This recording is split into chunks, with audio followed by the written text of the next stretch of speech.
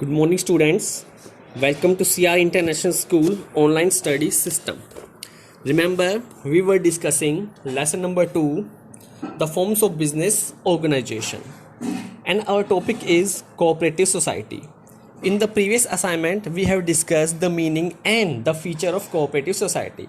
So, in this segment, we will discuss the registration of cooperative society and the difference between cooperative society and partnership. Let's start with the registration. So the registration of cooperative society comes under the Cooperative Society Act 1912.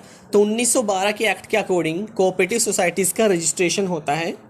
Waste Bengal, Bihar, Odisha, Maharashtra and Tamil Nadu they do have their own society act. उनके पास अपने खुद के cooperative society के act हैं.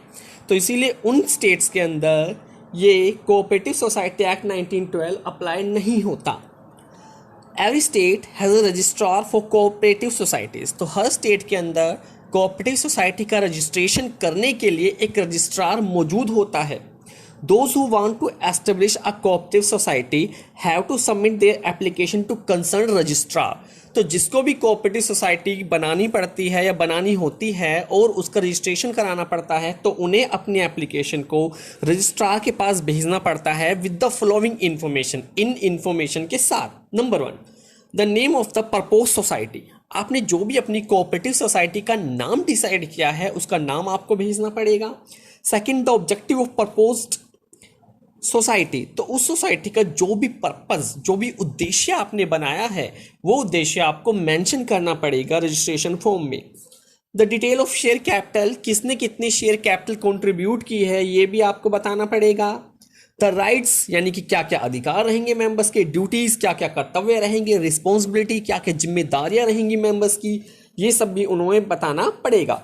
The method to becoming a member, एक नया member आएगा वो कैसे कोऑपरेटिव सोसाइटी को ज्वाइन कर सकता है ये भी आपको उसमें बाकायदा बताना पड़ेगा, मेथड बताना पड़ेगा उसका. The name and address of minimum 10 members, कम से कम 10 मेंबर के आपको नेम, एड्रेस, पूरी बायोग्राफी डिटेल आपको प्रोवाइड करानी पड़ेगी ताकि इन केस कोई फॉल्ट हो जाए तो जिससे रजिस्ट्रेशन वाला रजिस्ट्रार कॉन्टैक्ट कर सके. The rules of the society, society के क्या क्या रूल्स रहेंगे ये भी आपको बताना पड़ेगा. तो ये सब इंफॉर्मेशन देने के बाद अगर रजिस्ट्रार को लगता है कि आपकी इंफॉर्मेशन एकदम करेक्ट है और उसे लगता है कि इसमें कोई प्रॉब्लम नहीं है तो वो आपको परमिशन दे देगा. अदरवाइज वो नेग्लेक्ट भी कर सकता है अगर उसे कोई कमी दिखाई देती है तो. सो आफ्टर द रजिस्ट्रेशन के बाद the society gets a separate legal entity after its registration. तो सोसाइटी को एक सेपरेट लीगल एंटिटी मिल जाएगी. सेपरेट लीगल एंटिटी का मतलब आपको पता ही है, कई बार बता चुका हूं कि नए मेंबर आने पर या पुराने मेंबर के जाने पर जिस पर कोई प्रभाव नहीं पड़ेगा, एक बार उसका फॉर्मेशन हो गया वो सेपरेट लीगल एंटिटी बन गई. अब चाहे मेंबर्स आते जाए या चले जाएं, रिटायर्ड हो जाए, डेथ हो जाए किसी के, वो सोसाइटी काम करती रहेगी. So the society gets the right of having assets. तो रजिस्ट्रेशन के बाद वो अपने नाम से असेट्स खरीद सकती है, कॉन्ट्रैक्ट में शामिल हो सकती है, किसी और पार्टी पर वो केस भी दर्ज करा सकते हैं और उसके ऊपर भी केस दर्ज हो सकता है. ठीक है. अब देखिए, कोऑपरेटिव सोसाइटी में कुछ ऑफिसर्स भी होते हैं जो कोऑपरेटिव सोसाइटी को स्मूथली, अच्छे ढंग से चलाने का काम करते हैं. इसमें सबसे पहला होता है प्रेसिडेंट, प्रधान जिसे हम कहते हैं. सेकंड, वाइस प्रेसिडेंट, उप प्रधान होता है जो प्रधान अगर अवेलेबल नहीं है तो फिर डिसीजन लेता है. सेक्रेटरी होता है एक, और साथ ही साथ एक ट्रेजरर, यानी कि जो रुपए की, ठीक है, रखवाली करेगा, रुपए की देखभाल करेगा, कहाँ कितना पैसा खर्च हुआ उसका ब्यौरा रखेगा. ये होते हैं ऑफिस बियरर. अब देखिए, हमने पार्टनरशिप भी पढ़ी थी जिसमें कम से कम 2 मेंबर होते थे जो पार्टनरशिप स्टार्ट करते थे. तो अब देखिए कोऑपरेटिव सोसाइटी और पार्टनरशिप में क्या डिफरेंस है. सबसे पहला देखिए एक्ट, मैंने अभी बताया रजिस्ट्रेशन के अंदर कि कोऑपरेटिव सोसाइटी को तो हम कोऑपरेटिव सोसाइटी एक्ट 1912 के अंडर रजिस्ट्रेशन कराना पड़ता है. और पार्टनरशिप में कौन सा एक्ट अप्लाई होता था? द पार्टनरशिप एक्ट 1932, जिसे कई बार बाद में संशोधित यानी अमेंडमेंट किया जा चुका है. सेकंड देखिए रजिस्ट्रेशन. तो जो कोऑपरेटिव सोसाइटियां होती हैं उनका रजिस्ट्रेशन मैंडेटरी यानी कि कंपलसरी होता है, जरूरी होता है. बिना रजिस्ट्रेशन के वो काम नहीं कर सकते. जबकि जो पार्टनरशिप होती है उसका आप रजिस्ट्रेशन करा भी सकते हैं या ना भी करा. It is not compulsory at all. Mutual profit देखिए, apart from the members non member also gets profit in cooperative society.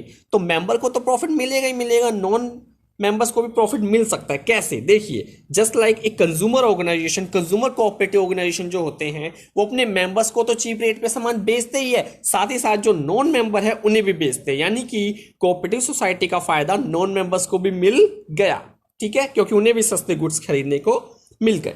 और पार्टनरशिप जो होती है, ठीक है, उसका प्रॉफिट जो होता है वो पार्टनर्स तक सीमित रहता है, यानी कन्फाइंड रहता है, रिस्ट्रिक्ट रहता है, सीमित रहता है। फोर्थ देखिए objective, the main objective is to provide mutual help to those who are incapable of doing work single handed. तो कोऑपरेटिव सोसाइटी का मुख्य मकसद या ऑब्जेक्टिव क्या होता है? जो सिंगल हैंडेड खुद अपने बलबूते पर काम नहीं कर सके उनकी हेल्प करना, उन्हें कोऑपरेशन, उन्हें सहयोग देना, यानी मेंबर्स की हेल्प करना।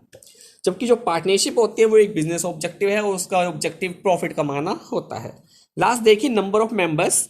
तो कोऑपरेटिव सोसाइटी में मिनिमम कम से कम 10 मेंबर्स होने ही चाहिए। अगर 10 मेंबर से कम है तो आप एक कोऑपरेटिव सोसाइटी नहीं बना सकते।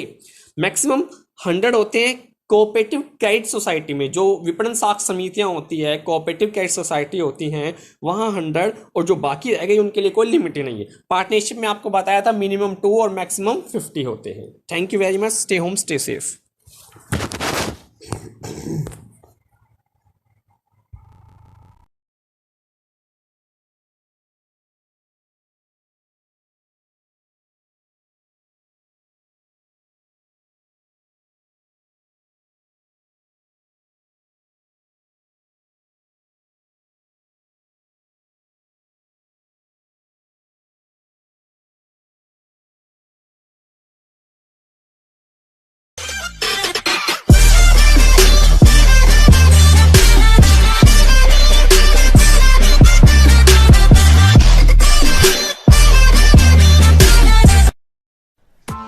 Press the bell icon on the YouTube app and never miss another update.